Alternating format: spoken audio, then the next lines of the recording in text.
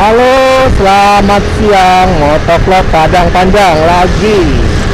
Part 2 Padang Panjang. Padang Panjang awalnya kita ini agak bentar.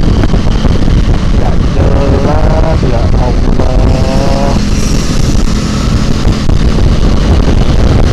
Cukup bahaya ya. Biasanya sih emak-emak, ini bapak-bapak. Oke, terpending masalah tadi. Kita opening Padang Panjang part 2. Kota Padang Panjang adalah kota perlintasan yang tergolong cukup kecil, namun banyak kita mendengar di rantau bahwa kawasan ini cukup ternama. Di antaranya yaitu tokoh-tokoh nasional yang berasal dari Padang Panjang.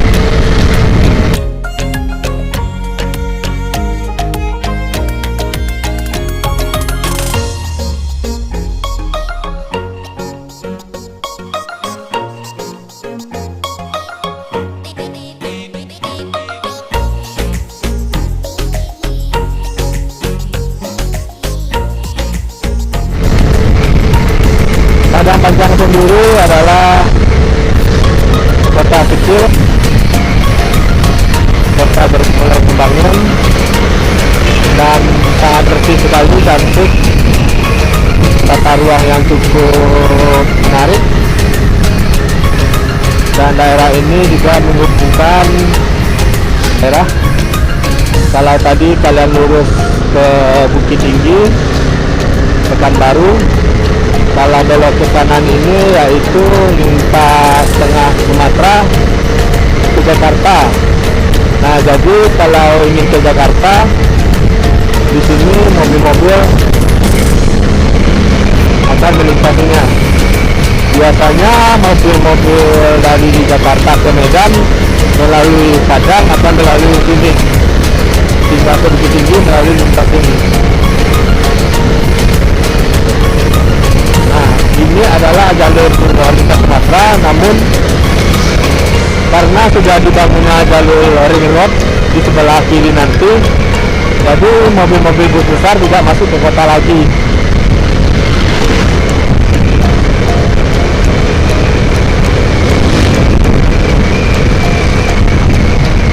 Nah, apabila mobil-mobil tonase besar akan belok ke kiri nih, tidak boleh melalui kota. Nah, sekarang kita akan meninggalkan kota Padang Panjang. Kita akan menuju Kabupaten Tanah Datar, Luhak Nantuo. Sesuai dengan tema kita kali ini, Tanah Datar, asal muasal Minangkabau. Mungkin di konten Tanah Datar ini akan berbagi 2 part atau 3 part karena jalannya cukup jauh dan waktunya cukup lama. Ini adalah Nagarian Batikpo.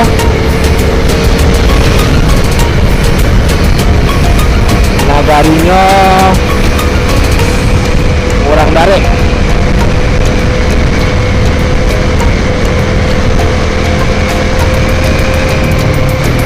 Jika kalian tahu, ini adalah lintas Sumatera loh.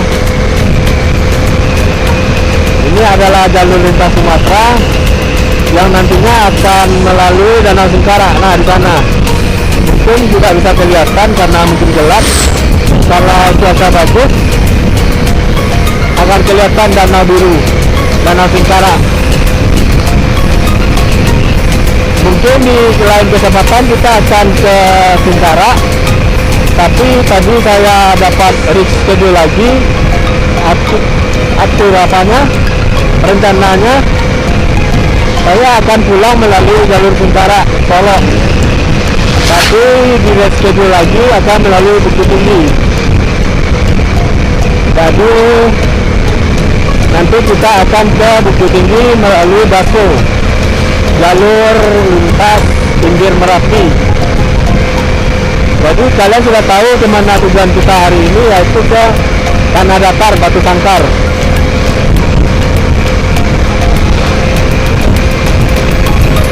Ini adalah parkiran atau gudang dari pool ternama Sumatera Barat, MTM. Naiklah perusahaan Minang artinya.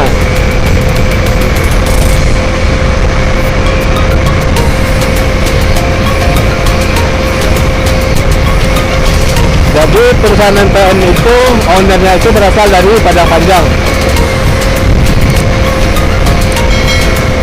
yaitu Bapak pengusaha muda Sultansa atau generasi penerusnya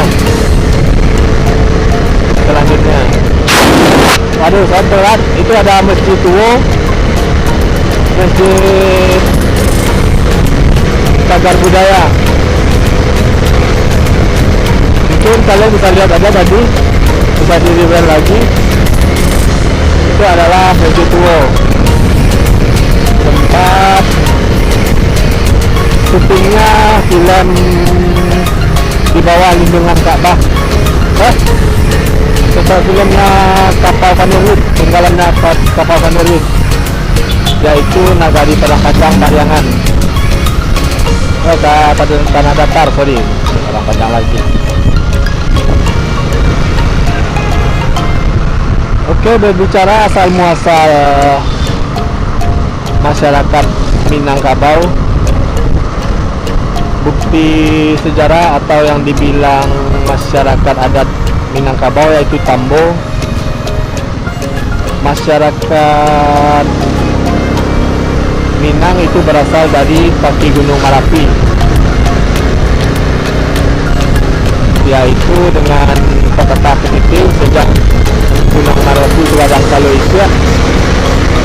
Nah, jadi asal muasal nenek moyang orang Minang itu yaitu dari puncak Merapi. Saya tidak mempunyai data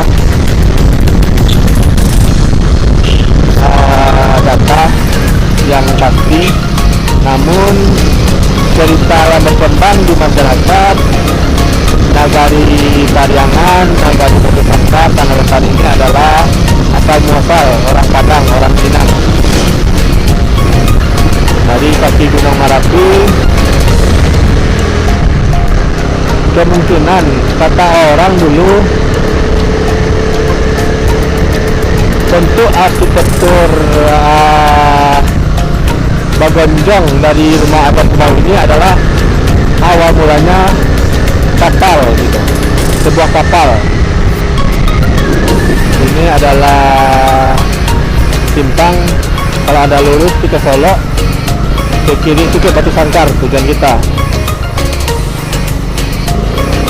Jadi berdasarkan ilmu yang saya dapat, dahulunya daratan ini adalah laut.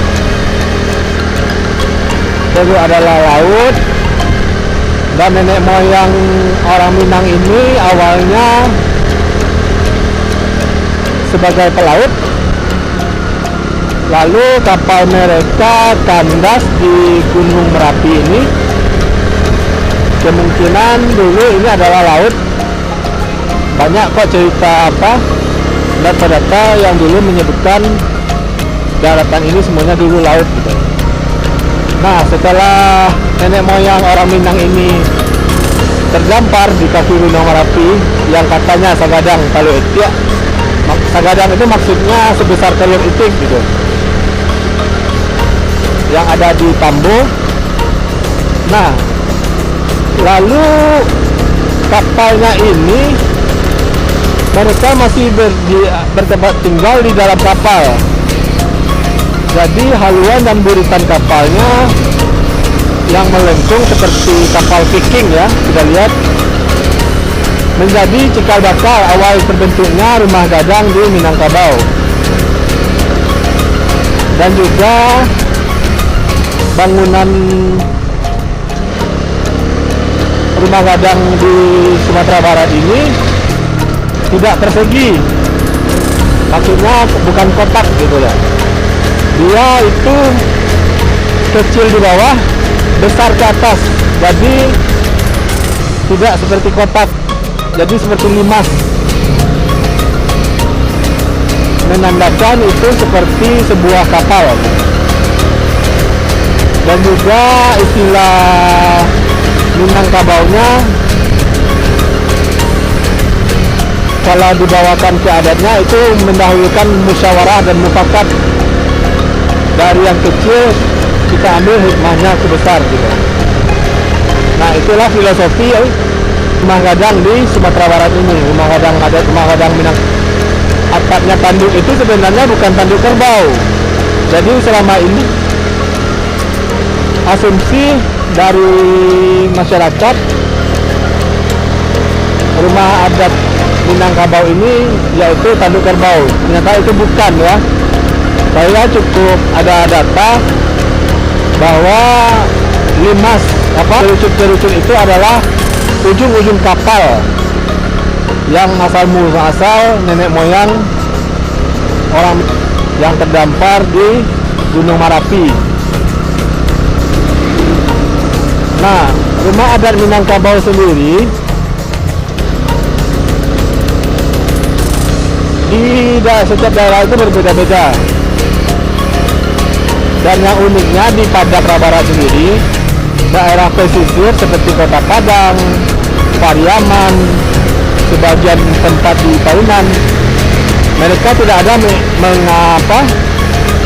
mengenal itu istilahnya rumah gadang. Jadi kalau di daerah tersebut mereka tidak ada rumah bagonjong gitu. Jadi mereka cuma rumah biasa aja. Karena di daerah pesisir itu adalah daerah rantau. Jadi jika kalian tidak menemui rumah adat di daerah Pariaman, rumah gadang di Padang dan pesisir, jadi itulah penyebabnya, karena mereka rantau pesisir, bukan berarti mereka bukan orang Minang gitu. Inilah keindahan negeri Pariangan, tanah datar.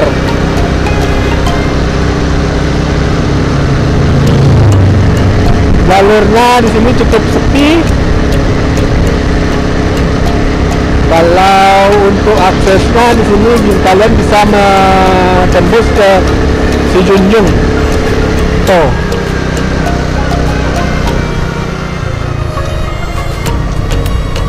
Kita muter dulu cuy.